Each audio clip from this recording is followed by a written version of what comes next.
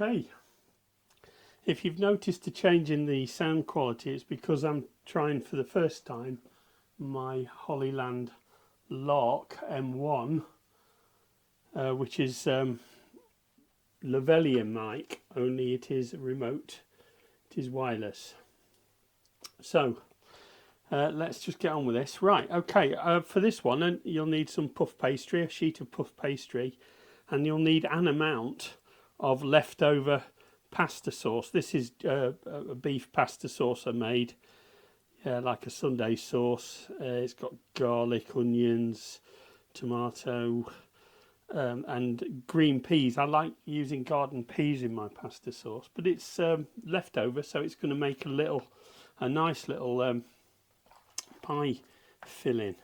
Now you may find it's a little bit dry, or sorry, or a little bit wet, as it is in this case. So what I'm going to do is I'm just going to sprinkle in some breadcrumbs, just a few, about a tablespoon of them,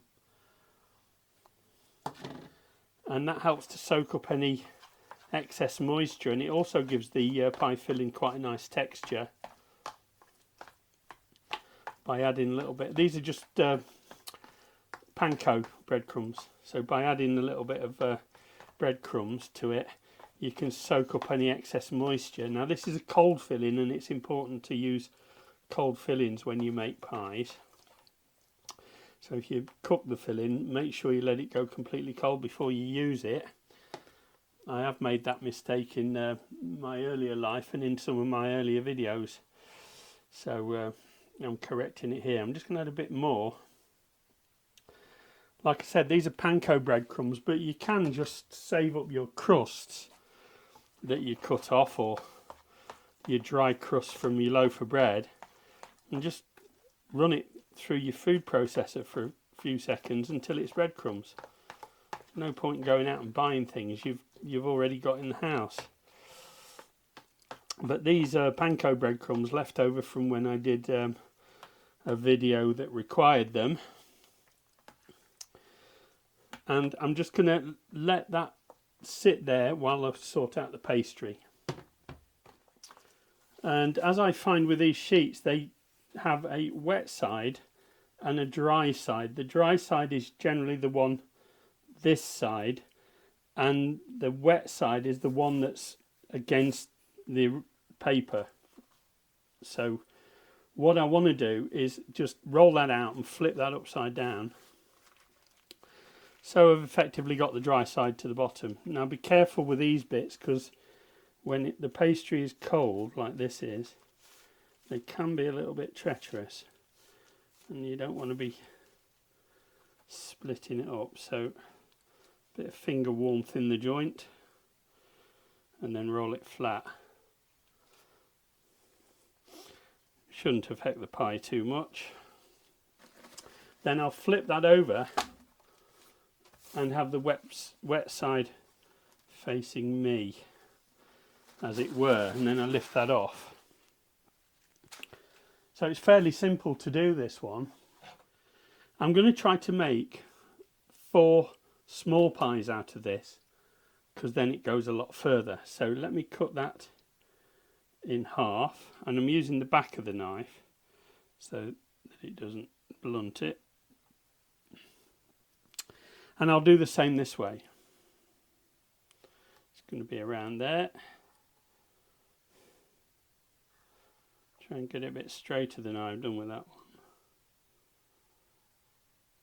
one. So there we go. I'll just go over that just to make sure they're all separate. There we are, should be good with that. And then the pie filling.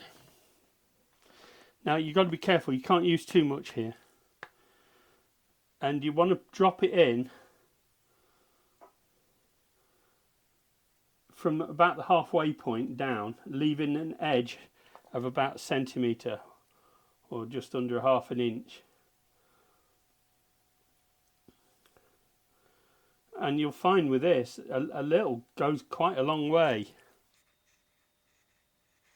And then do the same for all the rest. And some of you Americans will be looking at this thinking, yeah, we can do that with chili. Yeah, why not? Do it. Because it will be great, I promise you.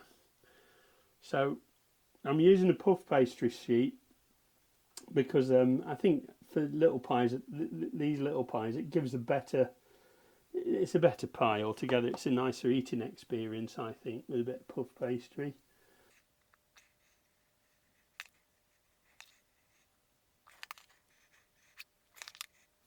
You can see I'm not going to use all of this, but it just goes to show how far you can spin a meal.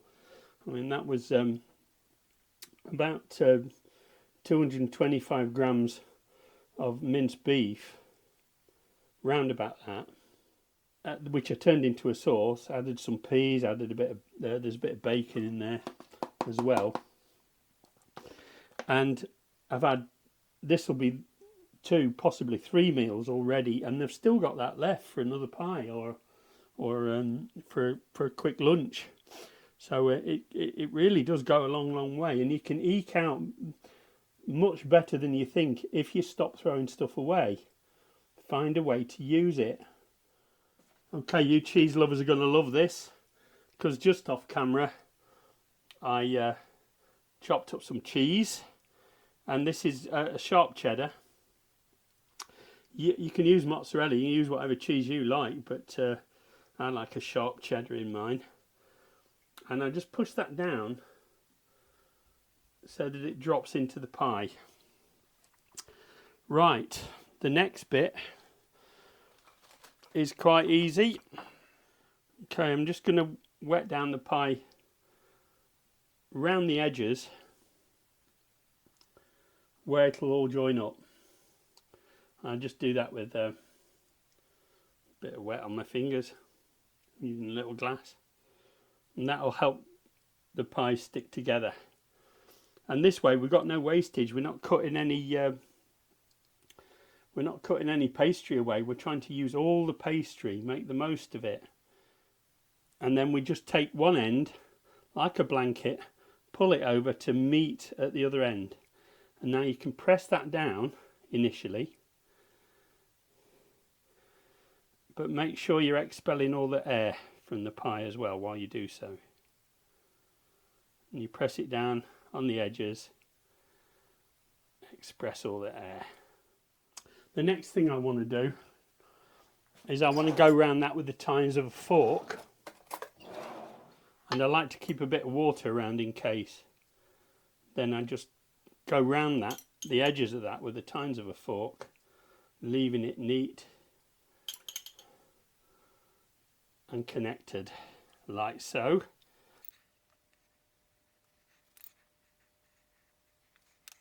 So I'll just get and finish off all the others.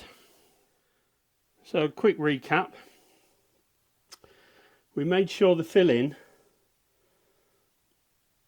wasn't too wet by adding some breadcrumbs. That's a handy way of doing it. And then we placed it in the squares, leaving a centimetre around the edges. I plonked a little piece of cheese on top. That's optional. You can leave them without or with. It's up to you. But I know you cheese lovers out there, you like to put cheese on things. So I'm doing this one for you guys. And for me, because I love it too. And then we lift it over, expel the air. And then I'm using a bit of water just to stop it sticking to the fork, and then I press down. You can press down fairly firmly, but don't go right through, if you know what I mean. There. A bit of spill through there, but it doesn't matter, it'll all cook nicely. Okay, I'm going to transfer those now to the baking tray I'll be cooking them on. Many thanks to my sponsor, Mr. Paul, for helping me bring you this video. Thank you very much, my friend. So there they are, transferred to a baking sheet. What I want to do now is just cut some diagonal scores in the top. And they're just scores, they're just poking through the pastry. Like that. And then with a well beaten egg, it actually works better with an egg yolk, but I've only got the one egg, so I'm just gonna, I beat the whole thing up, but you beat it up pretty well. You don't want it being too lumpy. And then you just proceed to paint the top of the pies. I think the yolk would have been enough, but you get a nicer shine with just the yolk, but I think these will turn out fantastic anyway. My sister's the best baker in our family. She's probably the best cook as well. She can turn a hand to just about anything, and has done. So here we go. That's them all covered nicely. Now I just want to go over one of the striations on each pie just to make sure it's got an air vent. There we go. That should do it. And now they're ready for the oven. You can let them stand. You can let them stand, and before you egg wash them, you can actually freeze them as they are and then take them out and bake them. You can cook these from frozen for about 35 to 40 minutes at 180 degrees Celsius, which is around 350 degrees Fahrenheit. And I think I'll be cooking these from about 25 to 35 minutes. I'll keep my eye on them, make sure that they don't burn on top. Remembering that the inside's already cooked, we just need to heat these pies all the way through, and that's the gift of these pies. I've made 4 beautiful pies from one single sheet of puff pastry and some leftovers. This meal has cost me virtually nothing, and I'm pretty sure it's going to be delicious. So we'll get them baked up now. As I said, about 25 to 35 minutes at 180 degrees Celsius, 350 Fahrenheit. And I'll probably serve those up with some chips and beans. All right, let's get these out and have a look at them. Very nice. As you will see, gorgeous. 4 lovely little leftover mince pies. Superb. They're going to be gorgeous. I'll get them plated up and then I'll do your taste test. Okay guys, if you want to help the channel, you can like, subscribe and share and tell all your friends. If you'd like to help with a donation, there's links below to Subscribestar and to PayPal. And there's also, for YouTube viewers only, there's the super thanks button just below this video. Thank you very much. Thanks in advance. So there it is, plated up with some chips and some baked beans and ready to go. Right, let's have a taste test. Just cut into this, let you see what it looks like. Gorgeous. And I'll give that a little taste. Bearing in mind it's got hot cheese in it, so I've got to be a bit careful.